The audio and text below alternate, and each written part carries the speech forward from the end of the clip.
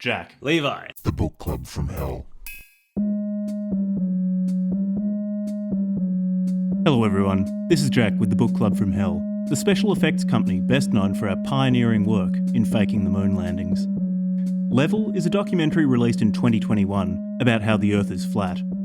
I first learned about Level when Frank Gardner, author of Call of the Crocodile, suggested it as a good way to understand more about flat Earth theory. It's a breathless, fast-paced, aggressive, and oftentimes antagonistic film put together by Hibbeler Productions and drawing upon many superstars in the flat Earth world, including Odd TV, Dave Murphy, Santos Bonacci, Tanner Stewart, Johnny Giampapa, Eddie Bravo, and Eric Dubay. Levi sat this episode out, and in his place we have the brave explorer of flat surfaces, Edward. So, get ready to find out why space doesn't exist, why NASA is deceiving everyone, why buoyancy might be the answer to all of your problems, the true nature of the moon, and the link between Disney and the Nazis. Enjoy. So when you say you watched it again, because you didn't understand parts of the conspiracy, which parts of the conspiracy after that 18-hour break really made more sense? There was, I think just like there's a, I mean, it's a pretty obvious part of the conspiracy to get, but there's a part where they really just like spell out precisely like the linear order of what they mean.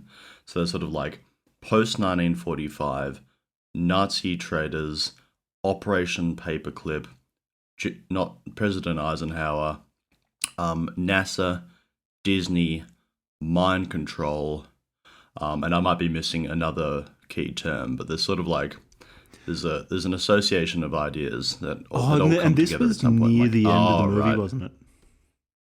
Yeah, it's only at the end, because at the start I was thinking, like, the first time I was watching it I was thinking, well, I mean, okay, let's grant that everyone's trying to deceive us about the spherical or round Earth or whatever, but what's the actual point of it? Because usually with the conspiracy, a conspiracy film, they hit you with the motivation much faster, but the motivation was never that apparent. But like, I gather it's just about mind control, and although they don't formulate it thusly, I would assume that there's some connection between the globe heads and the globalists, so to speak. They're big on linking things etymologically.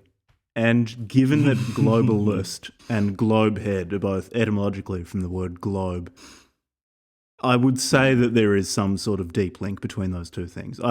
I quite like that theory of yours.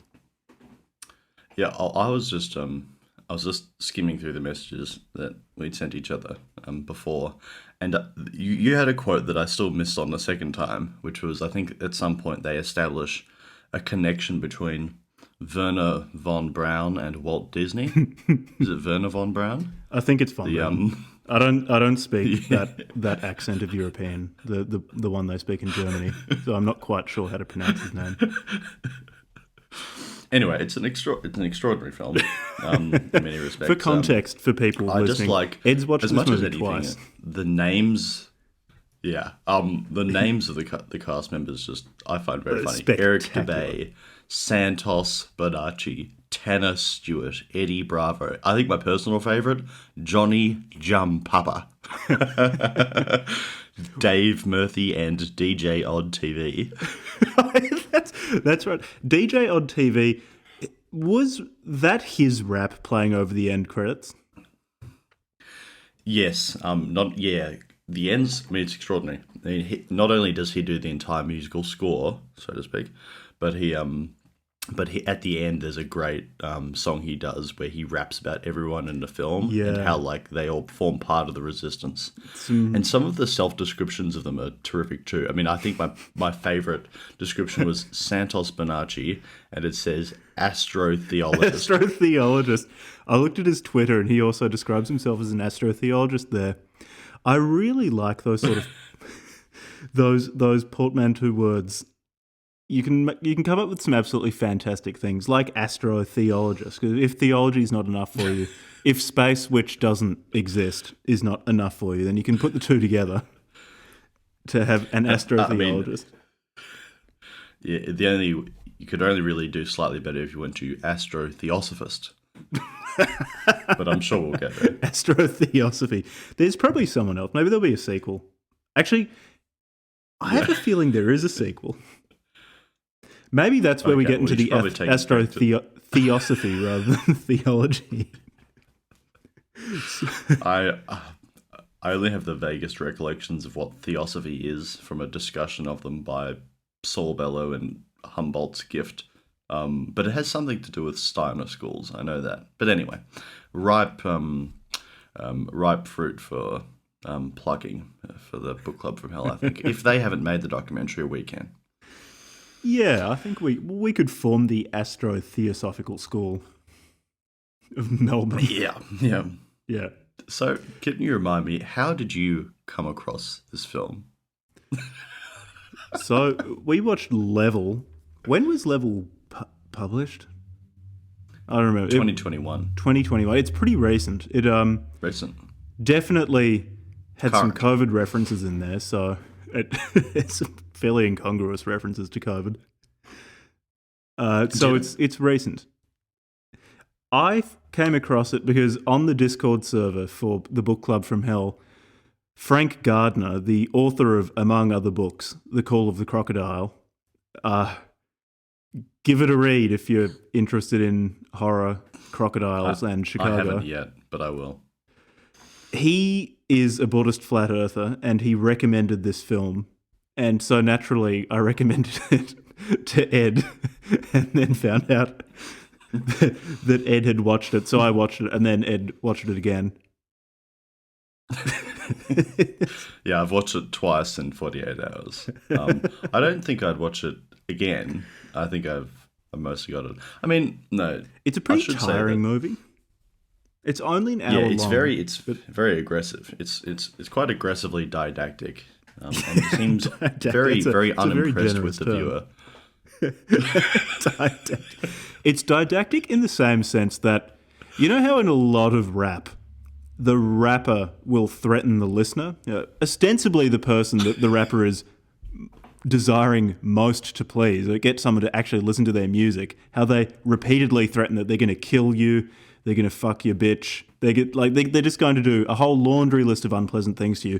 This movie is similar in tone in a lot of ways. It's a very aggressive movie to the viewer. It strikes me as the work of an aggrieved mind, or collection of aggrieved minds. People have been told that they're wrong so many times that they react with hostility not only to any questioning of their beliefs, but to any silence as well, to that potential space that the viewer occupies when they shot this film. It's just non-stop aggression. Yeah, that's true.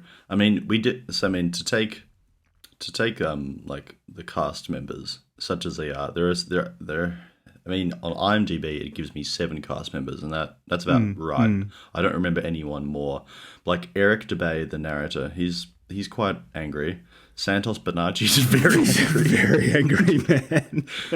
Is he the Australian one? Stewart, he's the very dark, I guess, Italian origin. I would say Australian guy who lives in Mexico. Oh, okay. And is an astrotheologist. Oh, yeah, because it says like, it says, I can't remember where it said it was. It was like Puerto something, Mexico, and then it cuts to Santos Bonacci's face and very rough Australian voice. Very rough Australian voice. He sounds pretty Queensland.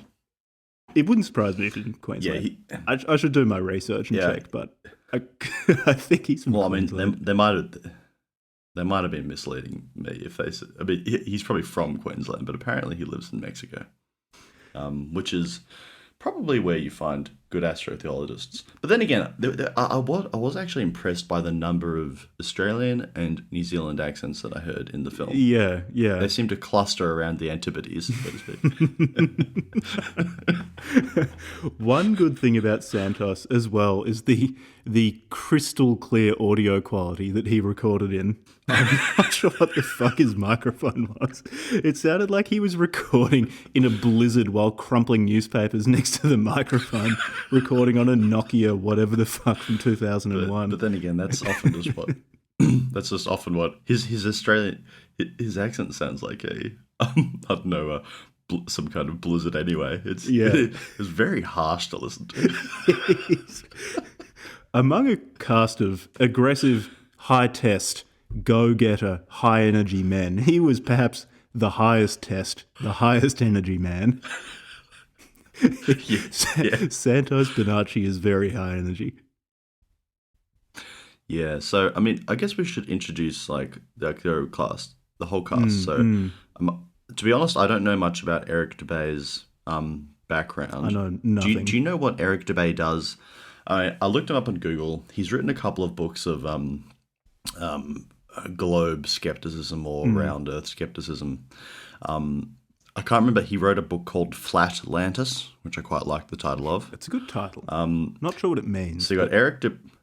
But I like it. Well, I mean, maybe the lost conception of the flat world. I don't know, or the lost flat world. Atlantis is an internal space. Yeah. So we've got Eric Dubay, who's a narrator, and he's the one who's, for the course of an hour, just rants at you in a sort of oddly level and not, I won't say affectless because he's quite angry, but it sounds like he's trying to mimic a like computer generated speech.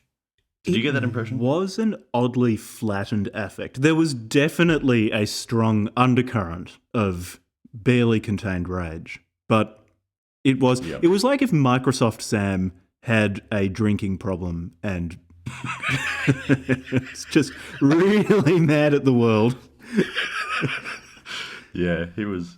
Yeah, so there's Eric Dubay, and he's, I mean, I don't know, he's the, I want to use the word protagonist, but not protagonist. He's a narrator. He's the guy who is like, I guess, the leading intellectual of the flat Earth movement, and the whole film sort of leads up to an ultimate challenge, which he levels at a particular public personality, which we'll get to. So we've got Eric Dubay, we've got Santos Bonacci, who before we mentioned is a Australian-born, Mexico-dwelling astrotheologist and musician, I think. Who's we've got Tanner Stewart. Oh, that's Dave Murphy, who it says was a former... I think it just said something like former Wall Street computer programmer and something else. Completely meaningless. Oh, and fireman, who's also a fireman. Okay, it was like that's former more concrete. Wall Street programmer and fireman. So fireman, yeah. So there's Dave Murphy. He's the British guy. Then there's Tanner Stewart, who's the 10-gallon hat wearing self-made millionaire with fancy cars and a penchant for Star Trek and Star Wars analogies. Yeah, he was one of my favorites. We've got Eddie Bravo. Yeah, Eddie Bravo. I got the impression that the clips of Eddie Bravo, he was like the Brazilian jiu-jitsu guy who I gather is somewhat Joe Rogan adjacent. But I don't think it didn't seem like he had recorded anything original for the film. There just seemed to be clips of him, unless I'm getting him wrong. Then there's Odd TV, who's the DJ who sort of opens up the film. He's probably the nicest personality. He's the least aggressive. Yeah. And then there's Johnny Giampapa. He seems the least likely. He seemed like probably the only one of the cast that I would turn my back to.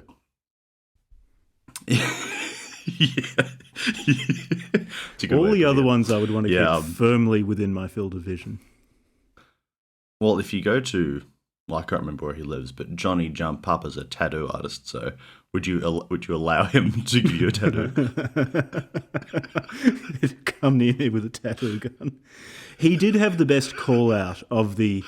We will hold off on naming the public intellectual who is the object of all of these people's ire until later in the episode to maintain some sort of narrative arc. But he had the best put down of him, where effectively he just called him fat. Yeah. I mean, this particular public intellectual who drew their ire was called a number of names. But he was called a lot of things. Sure. I would say he was most floridly described by the Australian guy, Santos Bonacci. Yeah. Santos Bonacci. I mean, I'm pretty sure,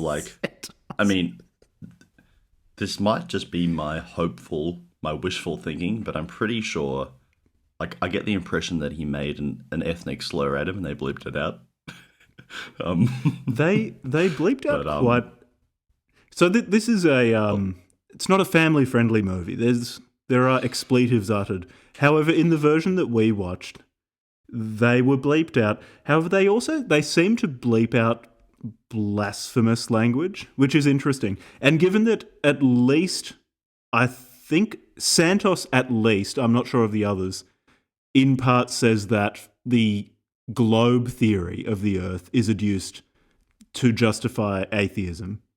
So maybe bleeping out sacrilegious terms is to placate Santos's admittedly fiery temper. Yeah, that's another thing that wasn't clear to me on the first viewing of the film, because I got Santos Bonacci's very anti-clerical but also pro-specific type of astrological views. So I was like trying to think, like, wait, is this something that, like, the whole team, that is sitting behind the whole team's belief? Because Santos Bonacci consistently uses the term Jesuit or Jesuitical. Actually, I don't think he can pronounce Jesuitical, but he keeps using I think he just calls people Jesuit as an Jesuits. epithet. Yes. Not a fan of St. Francis of Loyola, I assume. No. I'm going to go out on a limb No, but and say that. That thread was never fully explored, so I don't think that's an essential. Like, I wouldn't say confidently that the other members of the team, Mr. Stewart, Mr. Bravo, Mr. Murphy, Mr. Giampapa, Mr. Odd TV, or Mr. Dubay, I don't think any of them are necessarily, like, anti-Jesuitical or pro-astrological. I don't know. I think we can safely say that this is a broad church movement. At least, yeah. So Eric Dubay seems quite ecumenical maybe in a Catholic way. He's small C Catholic, and Santos is definitely not big C Catholic, but he's small C Catholic in that he'll accept a broad range of views as to why globeheads are wrong. Well, it takes all kinds to make a flat Earth, as they say.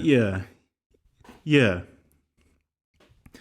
One aspect of this documentary that really struck me was the breathless pace of it. It made me realise that there is a real art to pacing a documentary film, that the viewer needs to be given time to process the information that they were shown. Whereas in many ways, this film was structured much more like a music video. When you watch a music video, you accept that for 3 minutes, or in my case, when I have my 16-hour marathons of watching Better Off Alone by Alice DJ on repeat, you accept that there's not much breathing space to be had because it's a song. It's very, very limited in terms of how long it goes for. But in the case of a documentary, and also I guess with a song, you're not trying to learn concrete facts or a new worldview. You're being taken up in the emotion of it. Hence the style of a music video of just continuous flashing lights and continuous motion. This film, it's only an hour long, so by documentary standards, it's fairly short. But it's much more in the style of a music video, or that's what I felt it was most reminiscent of. It's just non-stop. It starts and it's going at 100 k's an hour, and it continues at not even at 100 k's an hour, just keeps accelerating from there until the end credits.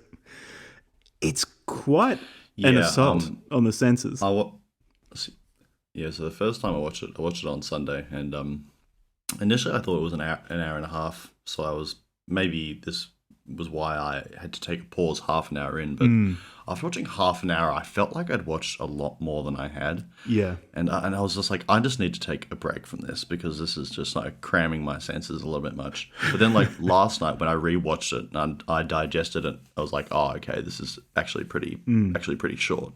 But the first time I went through it, I was like, wow, I've traveled a lot of territory. I haven't traveled it very well. And I'm very confused. Yeah, it's a very high stimulation movie. Yeah, that's the thing. I think your point about the music, the music video analogy is good because, yeah, like, you know, you in a music video, you sort of allow your emotions to get taken up with you, but there's the promise that it will stop, you know, within like 4 to 10 minutes. But with It's not with now this, I long. think after half an hour, I was like, okay, that's enough of that. Because there's always music on in the background as well. Yeah, there are always like- odd TV's beats. I forgot until you brought up again that Odd TV had actually produced the music for this. I thought that all the music, most of the music sounds like kind of 2009 era public domain trap beats that you'd you'd download off the internet. But okay, so Odd TV made those. I just assumed it was all like public domain beats. Oh no, I mean, I know it said at the end that like Odd TV was maybe it wasn't responsible for creating a score. He definitely put together the music, whatever that means. Okay. So I'm not sure if I'm not sure if it was all Odd TV originals. I mean, He was the downloader in chief. yeah. Okay, so one of the problems that I had with the film was, and one of the many reasons I watch it again, is because it wasn't like, and this goes to your point about it being like a music video of associations, was that I couldn't really put the narrative arc together. I mean, a lot of arguments were thrown at me very fast, but I couldn't put them in much of an order, and I still can't really. But like, did you get the impression that there was like a, you know, a building case and a climax, or did you also get the impression of just a bunch of shit said at you? I felt like that rather than offering any conclusions, and I'm sure I'll be called an idiot globehead for this, rather than any firm conclusions, this really is just a maze of intimation. Intimations pursued And when I say intimation, so they do offer firm proofs as to why the Earth is a flat plane. It's not curved. And I've got some fantastic quotes, and I'm sure you've got similar quotes to the ones I wrote down because you messaged me with these quotes. But okay, well, I'll rely on you for getting out the quotes because I didn't. I've written them down in any particular order, so but I did watch it twice. My notes are pretty light on this film. I just took down quotes. So they'll offer experiments demonstrating why the Earth is a flat plane, and we can go over some of these experiments later. But when it comes to what I'm more interested in, which is why, specifically, why is NASA, which is owned by the same people who own Disney, convincing us that the Earth is round, or the Earth is roughly spherical rather than flat. And that's where you get lost in that web of intimations. They'll intimate, oh, well, did you know that the people who own NASA also own Disney? And Yeah. like it's an intimation, and I'm actually not quite sure what it's intimating. All I know is that Disney's a large corporation. It attracts the ire of a certain type of person who is probably more likely than the population average to be a flat earther. Concentrated wealth makes people feel quite conspiratorial. I'm not quite sure what it's concretely hinting at, but I understand the feeling behind it. Yeah, I would agree with that because I think I sent you a message on the first watching, and I think I said something like, an assertion was just made that the same people who run NASA run Disney. And okay, I mean, first of all, I mean, part of me wanted to check. I'm like, wait, what? Like, is that I just didn't bother. Does that have any basis in fact? I'm like, oh, but notwithstanding whether or not it had any basis in fact, it didn't even have a basis in a conspiracy theory that I had a pre-existing relationship with. Like, I'm not sure about you, but I just don't. Disney doesn't really fall into my orbit of like conspiracy theory terms. Like, it's not like UN, Rockefeller, Kissinger, Rothschild, UN 2030. I don't know, consent. There's all these just like symptoms that hang together for me. But Disney, I mean, I think maybe I've heard of like some Walt Disney conspiracy theories, but Disney itself, like that doesn't pop up much to me as part of the great conspiratorial web. Did it for you? Not really. I mean, I guess the furthest in this direction I can go is that there is a vocal group on corners of the internet which claims that Disney is trying to make men into pussified femboys, low-test soy boys, by pumping out Star Wars sequels which emasculate all of the male characters. I'm really scraping the bottom of the barrel. That's the closest to a Disney conspiracy that I've come across, and that's not really related to the flat Earth theory. Yeah. I don't really have anything. But also, I mean, I saw on the second viewing as well. Like I was disappointed the first time that I didn't see some particular conspiracy theory names. But then I did actually see it. The name Rockefeller was used at one point. I don't think it was used. Was it? It flashed on a newspaper on the screen. Some kind of assertion was made. Some kind of assertion was made about like the history of mind control and money making and big capital. Then like a newspaper came onto the screen and said something about John D. Rockefeller. And I'm like, this is what I mean. There it is. How it's this tangle of intimations, but much of the time you're never given any sort of payoff. Similarly, how at one point they're talking about how, I think it's in the context of all images of the Earth from space, and I say space in inverted commas, are computer-generated images. And they had a picture of a clearly fake image of the Earth with what looked like a SARS-CoV-2 virion floating across the front of it. And it's okay, that's what you meant. I'm not quite sure what they're trying to say here. I understand the feeling behind it, but not anything that I could really verbalize. That's interesting because the timing of the film, it would make sense that it would have that COVID would be wrapped up. But I actually didn't notice anything about COVID when I watched it. But obviously, I didn't. It's a multi-layered watch film. hard enough for those who have eyes to see.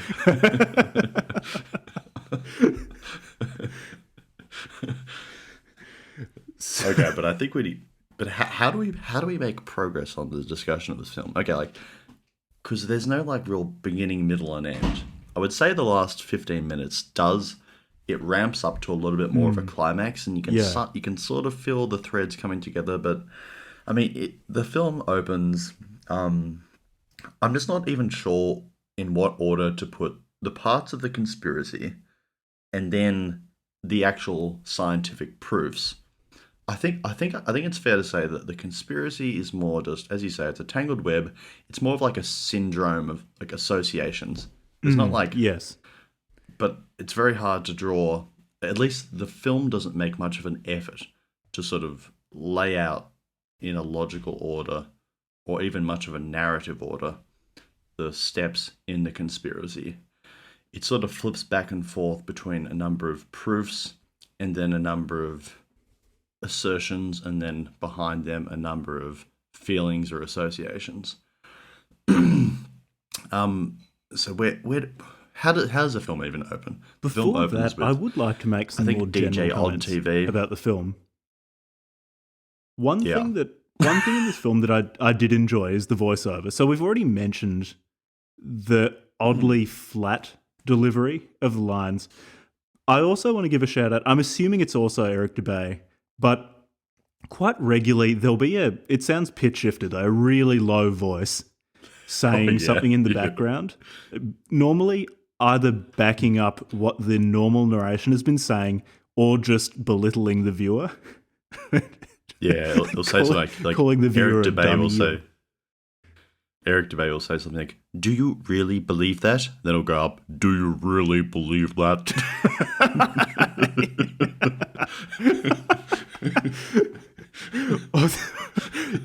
Or they'll ask a pilot a question. Or not even. Oh, yeah. So they don't even ask a pilot a question. They'll just say something vaguely about, "Did you see curvature up there?" And he says something like, "Nope, it's all flat." And then the voice in the background will go, all flat, all flat, all flat, all flat. It's a a very persuasive non-stop device. sensory assault. One thing I would also further like to ask. So one thing I find interesting is that, as far as I can tell, one of the reasons adduced as to why, or one of the reasons offered as to why we are being convinced by NASA and capital T, them, the Pinchonian them, as to why the Earth is a globe and not flat is for entertainment purposes. I think Cowboy Hat Man, the one who has a boat, a lake, and a nice car. I forgot his name. Tanner More than something. one nice car, I think. Tanner Stewart. It's Tanner Stewart. He said that you want to put a Hollywood spin on things, you want to make it exciting for people to get them entertained. Fundamentally, though, I don't know why you need a spherical Earth to entertain people. What entertainment does a spherical Earth provide that is not provided by a flat Earth?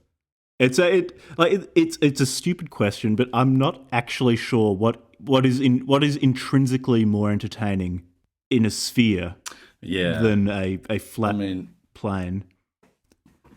To put a normie and ungenerous interpretation on it, I sort of get the impression that they've transferred their internet fights and debates into sort of like a macrocosmic sort of explanation where they're it's like the whole round Earth thing is like a really high level troll, and so like they're actually like taking on a massive troll, but they know the truth. But like, because like it's very personal, but yeah, there's no real there's no real reason like why the flat Earth why the round globe Earth conspiracy in particular. Like, it seems like it's very precise and okay, maybe put it this way. If someone can convince you of something so consciously or so conspicuously against common sense, like the idea that the Earth is like round or spherical, if they can convince you of like that ultimate untruth, then your mind is completely corrupted and you're completely subservient. So that makes sense. Okay, yeah, we could go with that. And that dovetails into another broader question I had, in that many of their arguments seem to be predicated on this profound skepticism, this Cartesian skepticism, where they basically say, okay, we can't trust anything. So images allegedly from space of the globe, well, have you been there? How do you know those weren't faked? Or from astronauts who claim to have seen the Earth, well, how do you know they're not paid actors? Which apparently the people who've landed on the moon, are all paid actors or soldiers or something. Yeah. So they apply this profound skepticism to all those claims. But then as soon as you move into the realm of the flat Earth theory, they become profoundly credulous.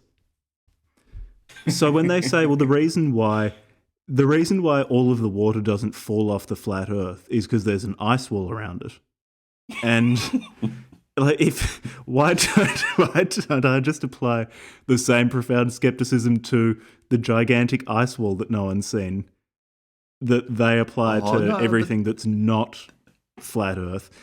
I don't quite understand what sort of ungenerously, I think I do understand what turns on and off the Cartesian skepticism, but I think that's a reasonable thing to ask. Yeah, that's true. I mean, I think, that's because that's another term that I missed out earlier. Antarctica. Antarctica comes up a lot. Because, like, Antarctica comes up around the time of, and I don't know when all these things were actually created, but, like, in quick succession, they say things like President Eisenhower, Nazi traitors, NASA, Antarctica, Disney, and I think there was some reference to, I don't know, obviously not the last person who's been, but like there was some reference to like some 1958 exploration of Antarctica. And none of the videos or clips substantiated this point. There was just a guy talking about what it was like to go to Antarctica. But I think the implication was that after they got there, they suddenly signed a bunch of treaties that would prevent people from going there again, and then created NASA. So, like, once people got to Antarctica, maybe, and saw that, oh shit, this could undo the conception of the spherical Earth, then they came back, and a bunch of 12 UN nations or something signed a treaty and said, we're not going to go to Antarctica except under very controlled circumstances. And then they started NASA to deceive us, and Disney somewhere in there. I wrote down some dates here. So 1955, Operation Deep Freeze, a series of US missions to the Antarctic led by Admiral Byrd. So Admiral Byrd was the guy, I think like this video it was at least the evidence that they offered in this film. They probably have additional evidence, but they didn't show it, where he talks about how there's a landmass the size of North America in Antarctica. I'm not sure what the size of Antarctica is compared to North America, but yeah, there's a lot of land there. And I assume that's what he was talking about. Then it was 1958, and I quote, all caps, NASA was created. Then President Eisenhower approves the mind control tool, US tax scam division of government, and accepts the plan of bringing Werner von Braun with Walt Disney to get the process started. And they said that this was a way to distract the public with a faked mission to the moon, or by convincing them that outer space exists. 1959, 12 nations create and sign the Antarctic Treaty, followed by 42 more nations. This treaty enforces that no person can explore, visit, or travel south of the 60th parallel, southern longitudes. As far as I'm aware, the Antarctic Treaty states that you can have no militarization of Antarctica, that no nation state owns Antarctica. In the movie, it's stated that you need military clearance to get past the 60th parallel. I guess this raises a philosophical point as to what degree you consider the military and a state's government to be one and the same. But this film doesn't really go into that. It just says that you need the military's approval of a government to pass the 60th parallel, which I don't think is in the Antarctic Treaty. It's your government. I'm glad that you said that, because I'd actually forgotten what that treaty was. That rings a bell, though. Like, that kind of makes sense. I'm like, what are they talking about? But yeah, like a mutual pledge not to actually, no one can claim it as territory. That rings a bell. But then again, it's probably just... I've been fake newsed for my entire life. Yeah, exactly. Okay, so there are a few things that I reckon to be really worth going over. We can go over a few of the science experiments. I'd like to touch on gravity at some point, because they're not big on the theory of gravity. And I say the theory of gravity, emphasizing theory, because as we know, if something's a theory as opposed to fact, hypothesis. A theory is necessarily wrong, because if you knew for sure, you wouldn't call it a theory, would you? No. If you had the fact of density and buoyancy, why do you need a theory of gravity? Okay. You have to take the lead on this. There's the moon as well. Sorry, just going through. Oh yeah, the moon. This is a really dense movie. There's just so much going on. This is an absolute sensory and intellectual overload. The moon. It's like a. It's only poem actually. to unpack. Yeah. So did you? I'm not actually sure what they say the moon is. They talk about some scientist who claimed that the moon was actually some sort of ethereal substance or something like that. Yeah, on the second viewing last night. Therefore, can't be cosmic plasma. That's it. Professor R. Foster. Yes, I think there's some kind of astrological theory sitting behind this, where the Earth. The moon gives cold light and the sun gives hot light, and somehow they balance each other out. Like, I feel like there's some vaguely Platonic sort of conception going on there, but there's not. other than they made a number of claims about the moon. They're like, well, you can see the stars through the moon and stuff like that. And there were a whole bunch of grainy images of proving that. I don't even know what they're trying to prove. No, the moon bit didn't really make much sense to me. Like, it's the sun's complement. There are a lot of intimations, but I'm never quite sure in which direction they're pointing. Yeah, because they had the thing about how the moon produces cold light, and they just had a picture of someone with, I assume, a thermometer, like taking different measurements in different places. And it's like, yep, mate, n equals 1. But the p-value is nice and small here. But I don't think they're big into that sort of thing. Yeah, I think they at one point there was said the that question the sun and the moon posed, are the and I loved how it was posed, where if Neil Armstrong was the first man to step on the moon, what about the cameraman who was filming? And then there's this canned, high-pitched, hysterical laughter that they just keep playing under certain statements that they find funny. And it was played under this statement where they were saying, well, who was there filming? Yeah, and then the ha-ha-ha. Like that laughing sound effect is just played so much. And it's always the same sound effect. It's drilled into my consciousness. And then, like, when they just get in a bunch of, like, YouTubers and they just take clips of them asking, like, provocative questions. Like, there's that kind of sexy-looking woman who's asking, like, who is holding the camera. And then, like, but they're not proper cast members. There's just, like, I think it's, part of this film, it's almost like it's a love letter to the other members of the Flat Earth community. It's like, we're all in this together. I just think it's for them. It's sort of like, because, I mean, it's a point that DJ Odd TV dwells on quite a bit. He tells he's the only one that seems to express any emotion other than hatred and contempt. But he expresses a lot of love for his fellow flat earthers. And I feel like they sort of get a whole bunch of people on YouTube. It's like, let's round up.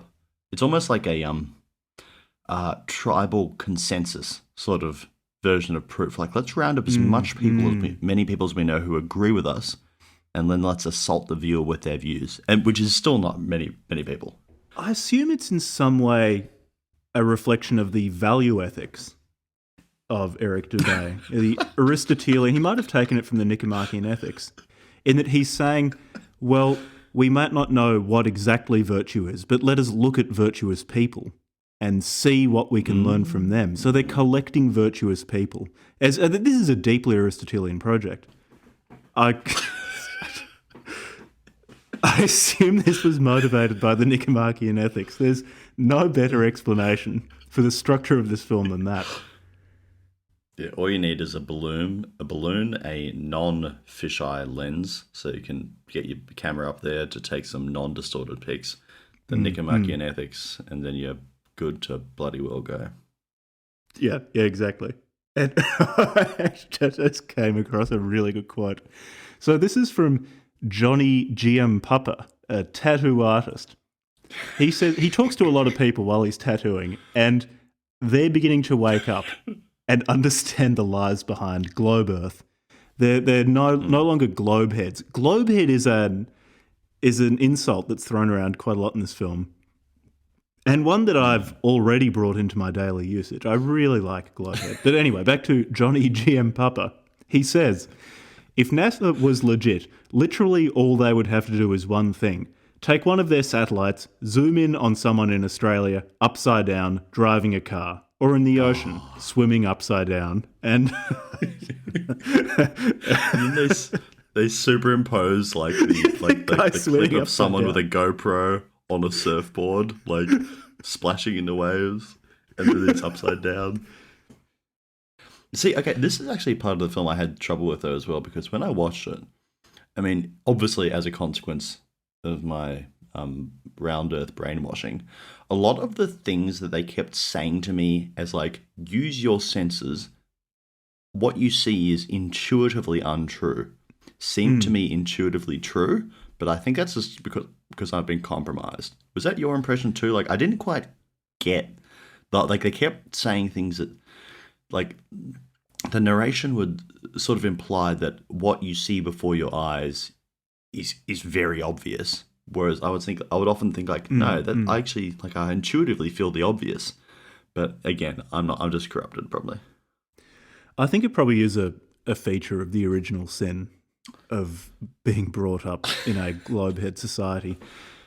I do like, there was one particular deep voiceover where I think it was the English guy was doing a science experiment demonstrating the flat earth, and the deep voice underneath him just goes, "You can trust your senses."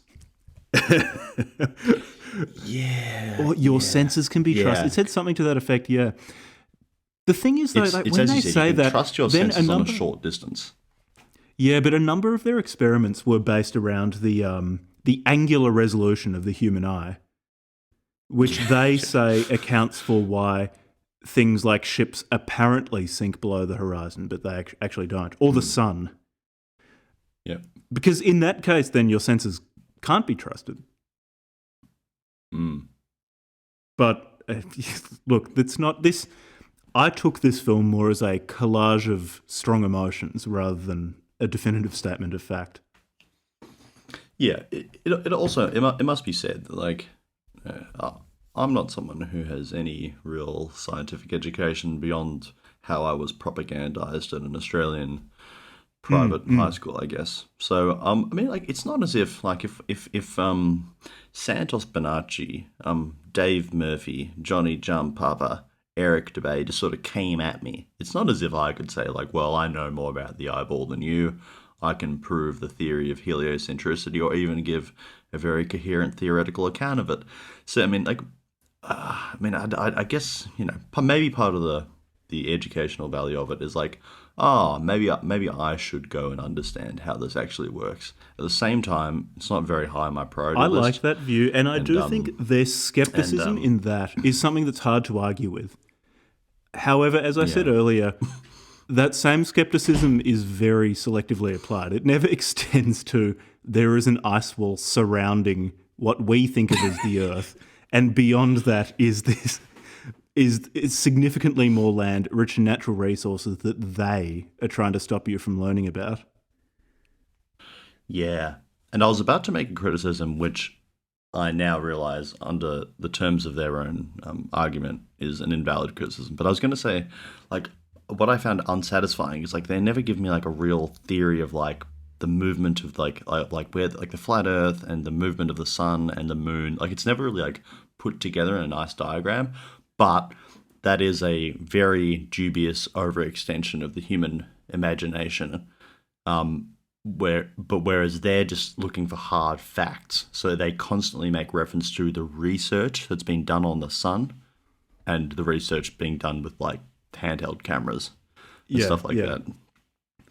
But, like, I think that's part of what I had trouble with. I'm like, there's a lot of attacking from various angles of, like, the round Earth theory and heliocentricity and all that, but, like, they never at any point came and spelled out what, like, the flat Earth theory is. But they don't have a theory; they just have facts. So that makes sense.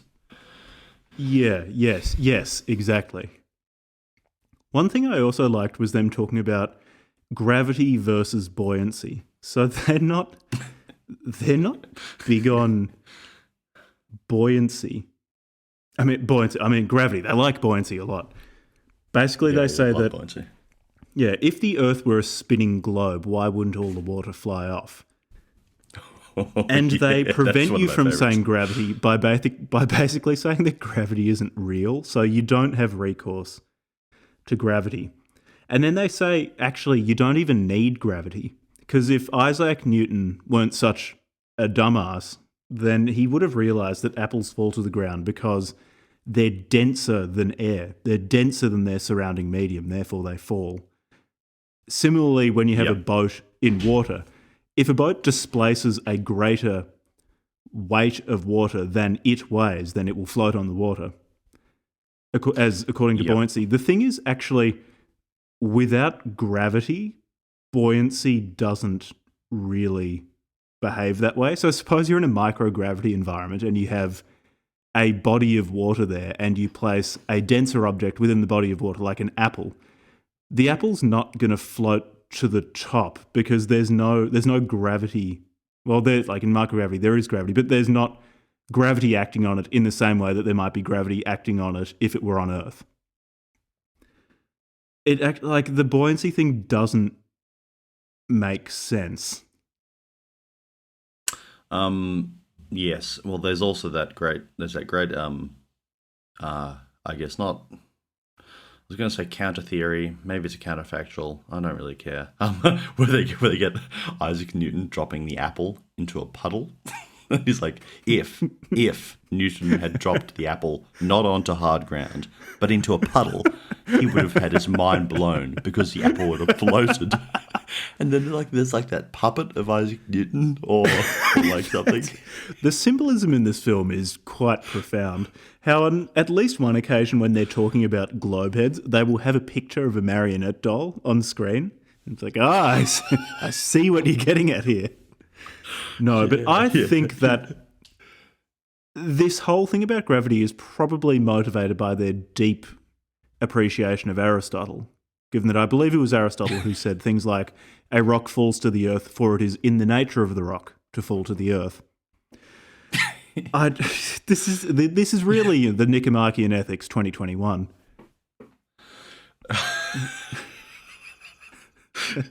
Aristotle's physics. Just something from the side, dude. It's the most generous interpretation I can give. It's a modern retelling of one of the masters. Yeah, I think part of the conceptual confusion, or rather my globe-headed inability to understand the film, is it seems like an internal, like you've walked in halfway to like a very aggressive internal or internecine argument that's been going on for a while. Like there's one point at which Santos Bonacci takes extreme issue with the granddaughter of President Eisenhower. Oh, and the starts astrologer. making a lot of and she turns out to be an astrologer too, who claims that she was invited to go to Mars. And then my impression, just from what he said, is I sort of got the impression that they're both astrologers, but her astrology is predicated on heliocentricity and perhaps, by implication, atheism, which is also oddly tied to being a Jesuit. But like that whole bit, that whole bit, I was just like, I feel like that's like an extreme example of what the film was like in general. Where you're like, wait, there's so many just like priors that I'm missing here, and you just walk in and you're like, and that's part of the thing I didn't know when I was first watching it. I'm like, wait, are they all astrologists, or is it just? I think it's just Bonacci, but yeah. Anyway, I just wanted to say that. I agree. It does feel like you need to be a member of the choir to really understand this sermon. And as I'm not, I was just sort of confused for a lot of it. It feels like walking in on a family argument. Yep. Sort of in medias res, very heated, and it's a lot of strong emotions and not much context. Here's a good Santos Bonacci quote. He says, "The upside-down spinning Santa ball, which the Jesuits invented in 1542, as an aside, he's referring to the Earth. Prior to 1542, every single culture, all our intelligent ancestors, would be rolling in their graves, knowing that their stupid progeny actually think they live on a spinning globe that people bow down to their false ideology." And this is when there was the picture of the Earth with a SARS-CoV-2 viral particle drifting over the face of the waters. Oh, it's right, beautiful. Okay.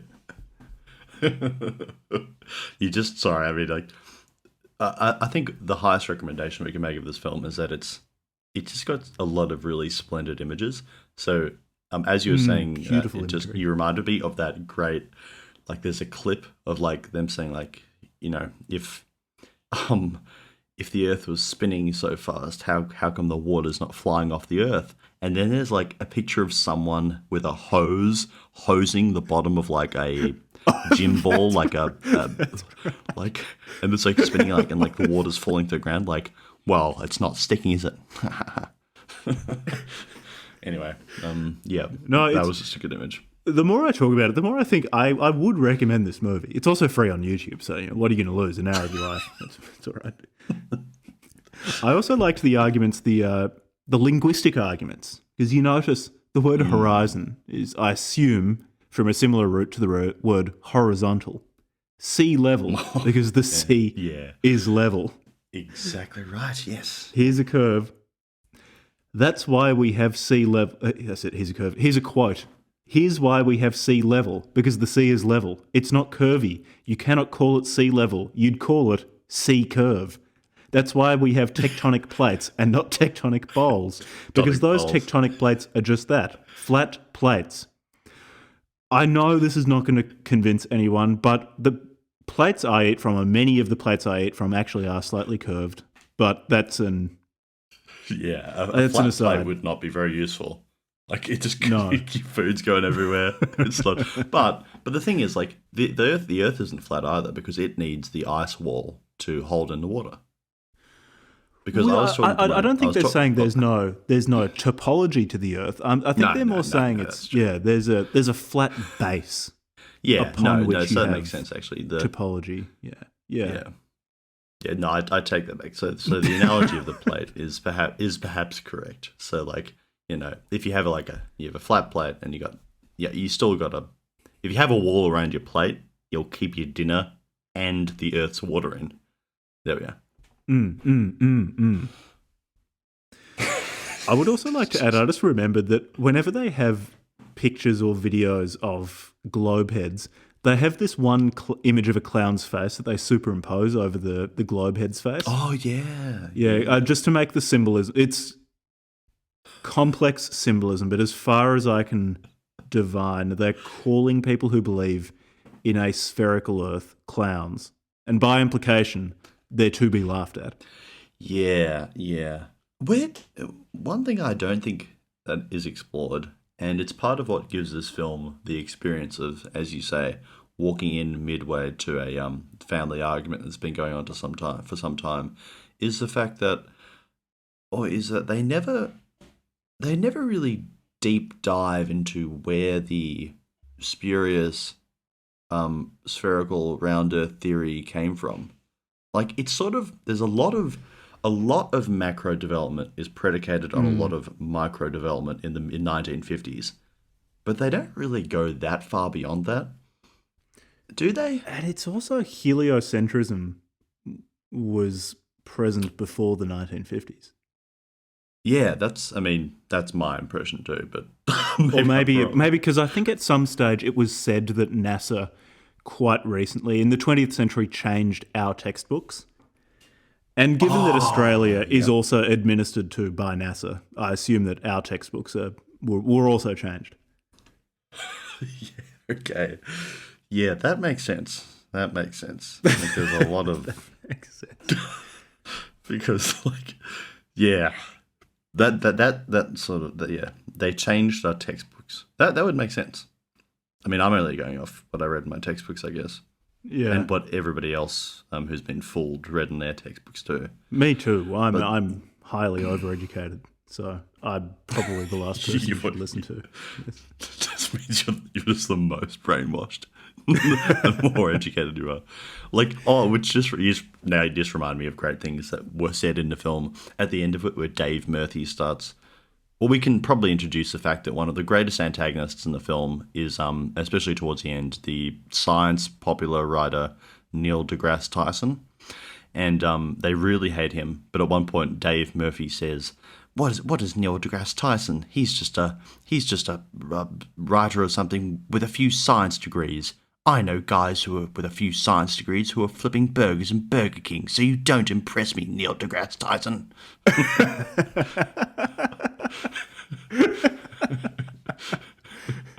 It's like, yep, a Bachelor of Science won't confer upon you a high-paying job immediately, but that doesn't mean it's several science degrees. Yeah, I'm pretty sure the guy that was. Yeah, he is. Like, I'm pretty. Yeah. Like, okay, so we should probably discuss Neil deGrasse Tyson, because they use a lot of clips of him in the film, and I think he's their number one internet antagonist. I don't I don't know much about Neil deGrasse Tyson. I'm vaguely aware that he's a physicist. He kind of strikes me as a, one of those jerkish, popular science writers that doesn't not that he hasn't, I'm sure he's done legitimate work, but sort of like Richard Dawkins, someone who spends as much time trying to antagonize people who don't agree with him as trying to educate people. Now, that might be unfair, but that was the impression I had of Neil deGrasse Tyson before I went into this film. But I think just because of a few comments he seems to have made on the Joe Rogan podcast or something like that, he has become maybe the number one enemy of at least this coterie of flat earthers. Yeah, admittedly, I know little about him too, because as a general rule, avoid that sort of popular science writer because they tend to be smug and irritating. And I actually have an easier time reading Hibbeler or some weird shit for the podcast because I agree. Yeah, so I know little about him, but at least from the clips they played of him, and these clips were, I'm assuming, selected to be as unflattering as possible, he was seeming quite irritated with flat earth people constantly asking him for debates and interviews and things like that. And in this guy's defense, it probably is really fucking annoying to have Eric Dubay show up fucking wherever you go and start shouting at you about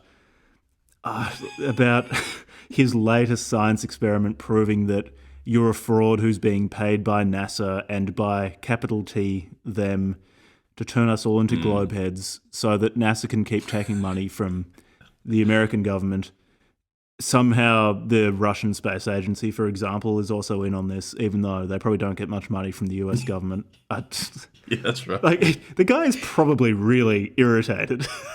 I'm assuming he has very little goodwill left for these people. So I don't really hold that against him. You just remind me of something that's completely unexplored, which is like the whole world of geopolitics outside of because there are times at which it seems like the Russians and the US are just sort of lumped into one, but I guess in the 1950s they weren't on the best terms. Yeah. But also there is I think there's a song that plays more than once during the course of the documentary, which makes sense of this because it's like the whole world's a stage and they're all actors. So I guess the Cold War is probably something that was just staged for our amusement. Yeah, but with Neil, to go back to Neil deGrasse Tyson, I sort of got the impression that he wasn't necessarily, he was clearly the one that antagonized them. And he's clearly like the spokesman for the current, I don't know, he's like the main, I guess, NASA adjacent spokesman for them. But I didn't get the impression that he was central to the conspiracy. He was more like he was just the current face of an ongoing conspiracy. Yeah, it's sort of weird. Like they pay a lot of emotional attention to him. Yeah, the head of the Hydra that Eric Dubay will slice off, cauterize. Yeah. Modern day Heracles. He is an MMA expert, as he was introduced in the film. Yeah, he is. Herculean, and Eric Dubay is there's a lot of professions that seem to professions. There's musician, MMA expert, and astrology seem to hang together in some kind of syndromic relation. It's interesting multi-classing. Yeah. And then also the world of tattoo artistry with Johnny Giampapa. The artistry and musicianship are from the same creative wellspring. So we can see how those That's go. A good point. Yeah. One thing that I did really enjoy, again in terms of symbolism, is a deeply symbolic film, is that when Eric Dubay was challenging Neil deGrasse Tyson to just come and debate him, there was a video playing of Eric Dubay choking someone out. Was there? Yes. Was there really? Yeah, I really liked that. How did I miss that? There's so much going on in this movie. You could watch this movie 10 times and find something new each time. in that case, I really understand why he doesn't want to go near Eric Dubay. Like, imagine having conspiratorial MMA fighter threatening to kill you. I wouldn't want to be in the same room with him. What about the bit where they take a bunch of pictures of what I assume are either textbooks or probably published materials or something like that from NASA? Oh no, they have a flight manual. A flight manual which lists simplifying assumptions for describing flight dynamics with a series of equations. And the two top ones are, there is a flat Earth, in brackets, the Earth's curvature is 0, and there is a non-rotating Earth, in brackets, no Coriolis accelerations and such are present. And when I saw this, this is the thing, again, I'm sure they will say, well, you've been to university, which means your mind's corrupted. But I'm not good at physics, but I did do a semester of physics because I had to get into medicine. And pussy. It's actually globehead. It's really common in physics, or when describing a physical system in this way, to have these simplifying assumptions as these are explicitly stated to be. The one that people will often joke about is, assume a perfectly spherical chicken for calculating the volume of a chicken. It's a simplifying assumption. It's understood that you will lose some resolution with your answer, but the amount that the assumption deviates from whatever external reality there is calibrated to how precise these measurements or predictions need to be. Yep. It's also in this list of simplifying assumptions for flight dynamics. With the there is an on-rotating Earth, it says no Coriolis accelerations and such are present. It's even saying that, yes, we acknowledge that Coriolis accelerations exist, but we're just not going to factor them into this particular set of equations. It just felt like someone who'd never done even high school physics looking at physics equations and going, aha, gotcha. Yeah. Or it looks like, to me, someone who has no education in this sort of stuff, okay, let's say that I was presented with a, 42-page NASA report. That had a bunch of things, a bunch of equations, a bunch of, hypothetical assumptions, scenarios, blah, blah, blah. If I were to read that thing, I would probably be lacking a lot of context to understand it in the first place. But where you get even less context is when you have so many of these reports flashing across the screen with the simple words flat Earth circled. And you're just like, flat Earth, flat Earth, flat Earth, flat Earth, flat Earth, flat Earth. Like, it appears in so many documents. It must be true. Like, I feel like they've just Command F or Control F flat Earth or non-rotating. Yeah, and I actually stopped in a few places to look at them, and they're explicitly stated to be simplifying assumptions. That was, my assumption was that was probably what they were, but I'm glad that you stopped it. Yeah, I just assume that the filmmakers don't know what simplifying assumptions are and that they're really, really common. Well, it's even, like in a high school physics exam, when you're talking about the rate at which two objects might fall to Earth, you say something like, assume no wind resistance. It's like, yes, we know that wind resistance exists, but in the context of these equations, we don't really need to consider it. Yeah, it's the equivalent of someone reading a book upside down and then saying, oh, well, this is terrible because I don't understand it. It's like, yeah, but you don't actually understand what you're doing. They've got better arguments in this documentary, like just the radical doubt, how do you know that the Earth is spherical? How do you know that the pictures taken from outer space are real? That to me is a much more compelling argument than just misunderstanding a bunch of equations in a textbook. Well, okay. In their defense, and I think we can reconcile those 2 points of view, because they don't make assumptions. They only deal in facts. To get into the world of assumption is to get into the world of theory, and they don't do that. So yeah, of course they don't make assumptions, because as I'm not sure if this is an Australian expression or not, but never assume, because it makes an ass of you and me. At the very least, but Santos Bonacci will be well acquainted with that one. He would, yeah, he'd get it. I mean, he gets it in a lot of ways, but he's currently getting it. He will get it. He probably got it in the past. He's a man for all seasons, Santos. Yeah. But yeah, if you don't make any assumptions about anything, I think that's a way to reconcile it. So I mean, they're not going to deal. Let's say that they probably read through all the NASA and CIA documents. They knew about your sort of assumed scenarios, and they're like, but we don't make assumptions, and we just don't do that. We deal in facts. We deal with what is before our senses. We deal in what can be captured using a normal Nokia camera and not a fisheye lens. It's straight up legit. It's just straight science.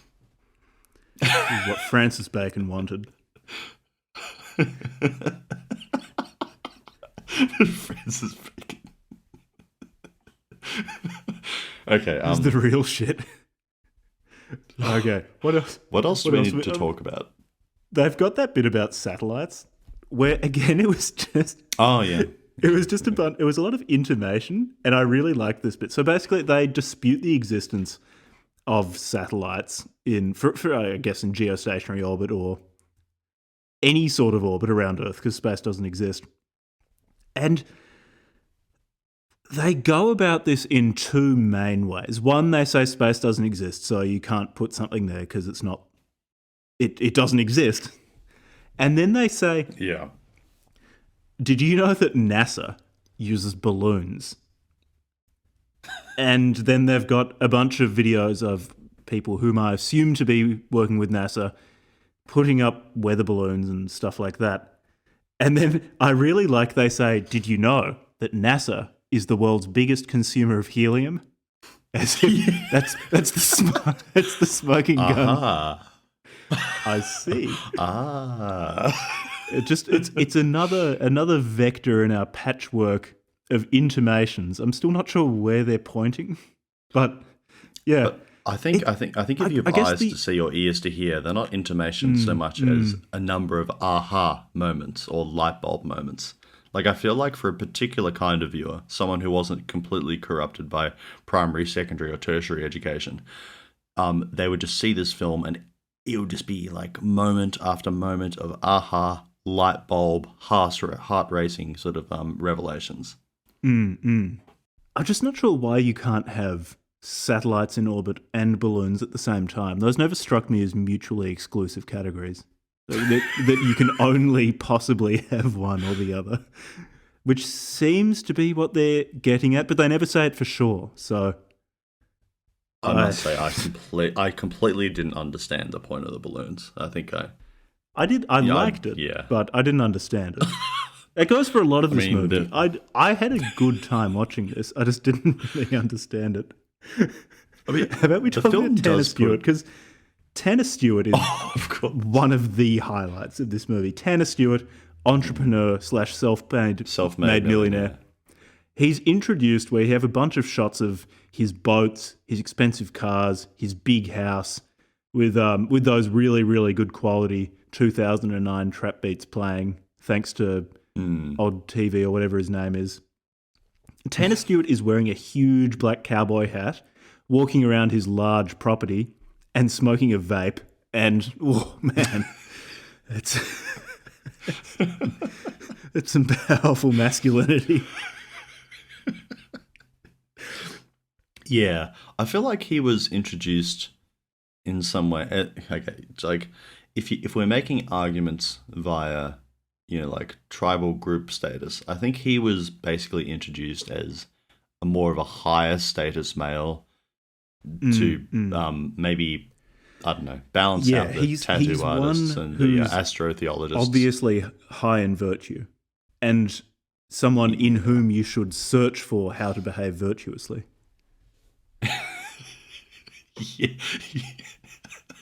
Yes. I mean, if he wasn't so virtuous, how did he get so many cars? Exactly right. As Aristotle I really used to say. like how it's just a cavalcade of Tanner Stewart's flexes on us about how much money he has. There's this quote where they're talking about how you need the Antarctic ice wall to keep water in, and there's a voiceover. It's the deep voice that goes, "Water must be contained," and it cuts to a video of his spa. It's so good. I assume it's his spa. Otherwise, if it's just a video of a spa, that's kind of... I mean, no, that would make more poetic sense if it was his spa. Yeah, I assumed it was his spa, given that everything else being shown was a possession of his. There's something to demonstrate his virtue and why we should be looking to him for a model of virtue. And then also, he's a real skin in the game kind of guy. I mean, as you need to be as a flat earther, because all of your experiments, you must have skin in the game. You can't trust anything that relies on assumptions or theories. You need to have direct skin in the game.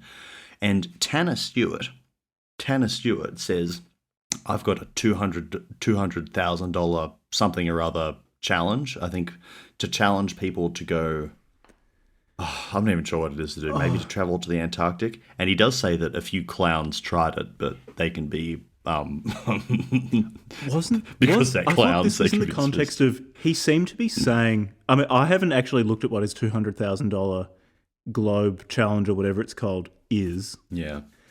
But I assume it has something to do with keeping water on a globe, because... When he was saying that a few clowns have tried it, but no one's managed it, they had a video of someone... I think this is... You mentioned it before. I think this is where it came up. The video of someone like spraying a hose at a globe and the water was falling off. So I assume from putting together the visual stimuli and the narration that that's part of it. But this is also... I'm not sure if this is an exegetically valid technique. If this is, no, How about I clarify things with a quote from Tanner Stewart. What if Star Wars is true? What if this extraterrestrial, these extra terrains, they're telling us the truth, minus the vacuum of space, because they've got to put a Hollywood spin on it. Star Wars, Star Trek. What if you Globers can have your Star Wars and your Star Trek at the same time? Isn't that awesome? How does that make you feel? Yeah. It's a question, how does that make you feel? Exactly. How does it make you feel? I understand the feeling behind it. It's very angry. I just don't quite understand the concrete, the linear aspect of it. Well, I mean, the thing is, because, I mean, if we're to take their epistemology, how you feel is a very direct form of evidence. So what you see, what you feel, and feeling doesn't rely on assumptions. So therefore, it's actually perhaps one of the most direct forms of knowledge. Yeah, that makes sense. Actually, it is the phenomenology of the flat Earth. Yeah. Exactly. I like that. Yeah, I'll go with that. I would say Tanner Stewart is probably, besides maybe Santos, the most likely to insult the viewer. He's the one who most regularly uses the phrase, "It doesn't take a genius to see." By implication, if you disagree with him, you're in no way a genius. Probably much less. Yeah. Eric Dubay says it doesn't take a genius to see a lot. Santos Bonacci is he's a lot more aggressive. Tanner Stewart, he's too busy calling him a Jesuit. Yeah. I mean, Eddie Bravo, who I think we just get clips of. He's, I would say, maybe the most likely to jump across the table and do you physical harm. Like, there's that clip where he's arguing with people and he's getting very exercised. I reckon that's interesting that you feel most threatened by him. I would feel most threatened being in an enclosed space with Santos Bonacci. Well, see, the thing is with Santos Bonacci, I don't think he's an MMA guy, so I'm not sure he could actually... That's true. ...do me that much harm. I think he's just he's just an astrotheologist. I mean, don't get me wrong. I think he would be...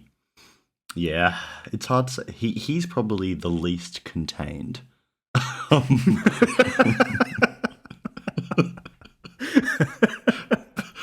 But I feel like Eric Dubay or Eddie Bravo might have the ability to hurt me more. Look, I might be unfair. Santos Bonacci might keep in that context.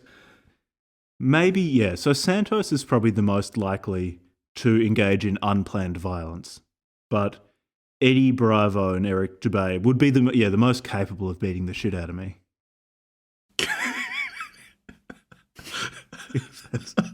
that's a useful heuristic to use. Well, again, if we're going back to feeling, I mean, which way do you want to feel? Like if you don't believe in a flat Earth theory, you can feel very directly threatened. Whereas yes, I would. Of all of them, I would most like to hang out with Odd TV. Yeah. I have a strong preference for hanging out with him if I had to choose. You know what's really funny? As soon as I saw Johnny Giampapa, the way he looks, the way he speaks, and this will make no sense to the audience, I'm sorry, but I'll have to say it for Jack's sake. He just reminded me of Kiltro. It was just Kiltro. Are you sure he's not Kiltro? Can you give Kiltro a call and ask if he started any Flat Earth documentaries in 2021? He probably wouldn't remember. Yeah. I mean, there's a very big overlap between their worldviews, between their haircuts, between their tattoos, between what they probably introduce into their bodies on a daily basis. Would you like Kiltro near you with a tattoo gun? No. I only ever saw him for safe reasons, Jack.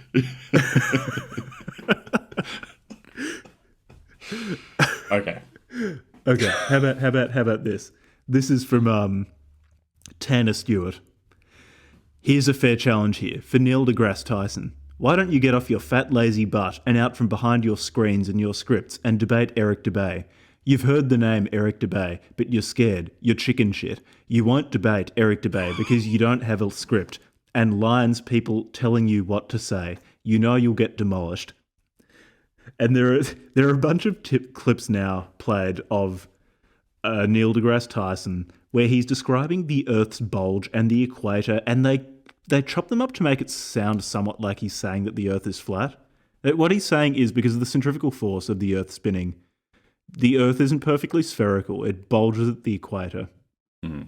And they take a bunch of clips of him saying it's like when you spin pizza dough and it flattens, and they do the thing where they repeat his voice saying flat over and over again and slowing it down and making it deeper. It's flat, flat, flat. Yeah, actually, that's interesting because there's a number of points before they actually get to naming Neil deGrasse Tyson. There's a number of clips of him that appear throughout the film, and I think part of the interpretive apparatus that might make sense of the film is that there's sort of like a notion of there's an unreality, and then there's the people who are trying to perpetrate the unreality, but they can't help themselves by letting the mask slip at certain points. So Neil deGrasse Tyson will say he'll use certain telling phrases. Google will use certain telling phrases. NASA will their green screen technology will slip sometimes, and so there's I don't want to use the word assumption because I don't deal with assumptions here, but for shorthand, let's use the word assumption. They know what I mean. There's an intuition. There's an intuition that every human has that a fraud can't be perpetrated forever, and that liars can be seen through, and they often can't help themselves but give up the truth. Sort of like like in popular crime shows where the villain always tries to insert himself into the investigation because part of him wants to be caught, or part of him just can't help it, or maybe he's just arrogant. But I think that sort of makes sense. Like there's sort of like, not reading between the lines, but reading the right things in the right order. If if you get like 5 minutes of Neil deGrasse Tyson speaking and you choose out the right words, but if you have the Gnostic intuitive knowledge to know what those words are. Gnostic knowledge. The mystic set of flat earthers divining from Neil deGrasse Tyson YouTube clips the shape of the earth and heavens. No, I think gnosis is a good way to think about it. Yeah, that's exactly right. Actually, gnosis is really the way to sum up this movement. Gnosis. Okay, how about, this is a pretty weak segue, but how about a quote from someone who's probably not a Gnostic, from Santos Bonacci. Neil deGrasse Tyson, you are a lying Jesuit thug and a deceiver. You are a degenerate from hell. Good luck with your lying when you are in hell doing favours for Satan. And remember my name when you're in there, Santos Bonacci. I just love the way he screams his name. It's at the end, Santos Bonacci. He's so angry. This guy is just ready to snap. I mean, I'm glad he's in Mexico. I'm glad. Yeah, he's nowhere where he could perpetrate a mass shooting and shoot me. Yeah, I mean, I feel slightly less safe for Neil deGrasse Tyson because he's close. I'm assuming Neil deGrasse Tyson lives in the United States, but he's closer to Santos Bonacci. But Santos Bonacci, once Santos Bonacci makes it across the border, Neil deGrasse is in trouble. Man. I mean, Santos Bonacci is really one mean Instagram comment away from shooting someone. I don't know if he has Instagram. He has Twitter, I think. At the same time, maybe he's a mean Twitter. Santos Bonacci.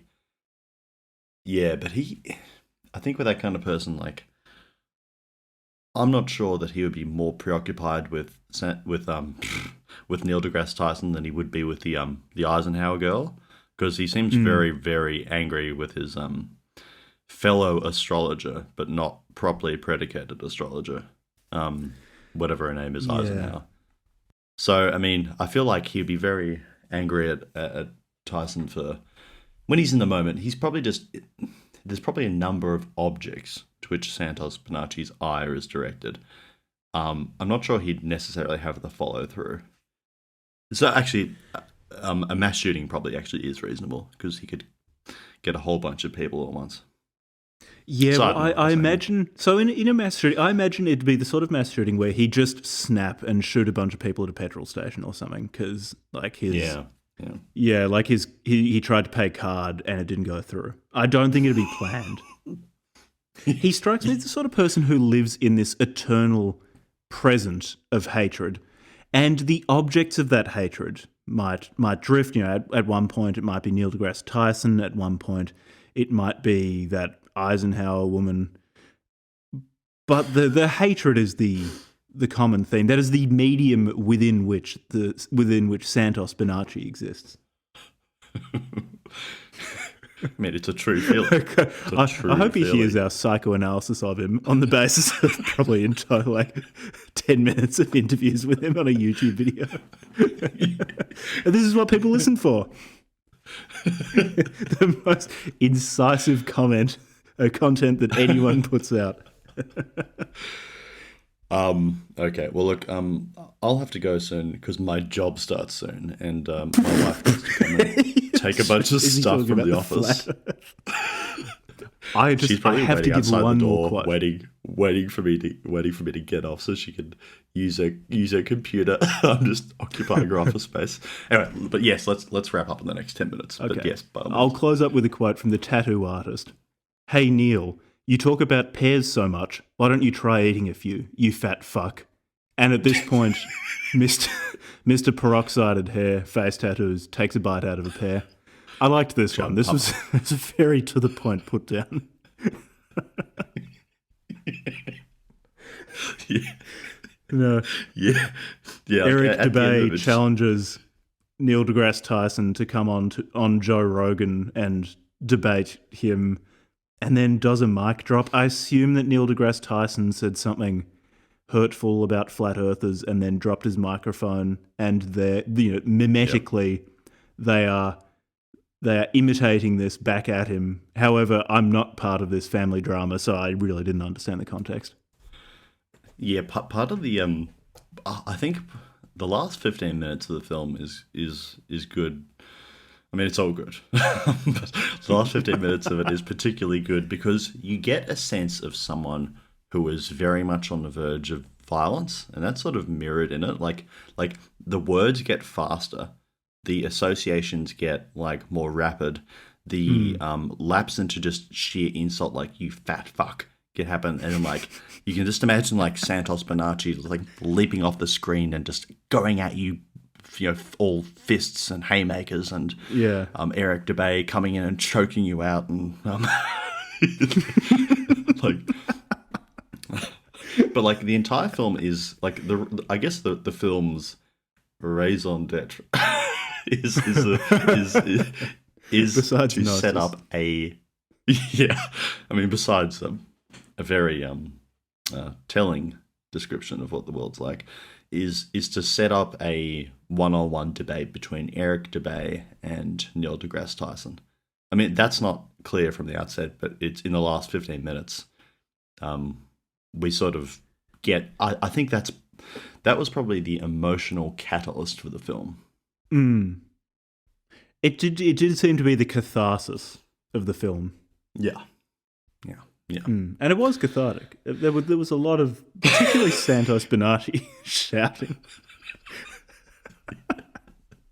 I do. Santos and Tanner stole the show. I think they were two highlights, definitely. Anyway, yeah, I would have to agree. Would you recommend this? Yes, I would recommend this. It's I would too. I'll put the link to this in the show description. I think the link to the YouTube movie. Yeah, it's 1 hour. It's very poetic. It's very aggressive. There's a lot of fun images. There's a lot of images we haven't gotten to, like the bit where like there's images of like someone swallowing a NASA pill and stuff like that. Anyway, it's all awesome. But I'm afraid I do have to stop. So I bid farewell to our guests and fellow flat earthers. Thank you for listening. Highly recommended.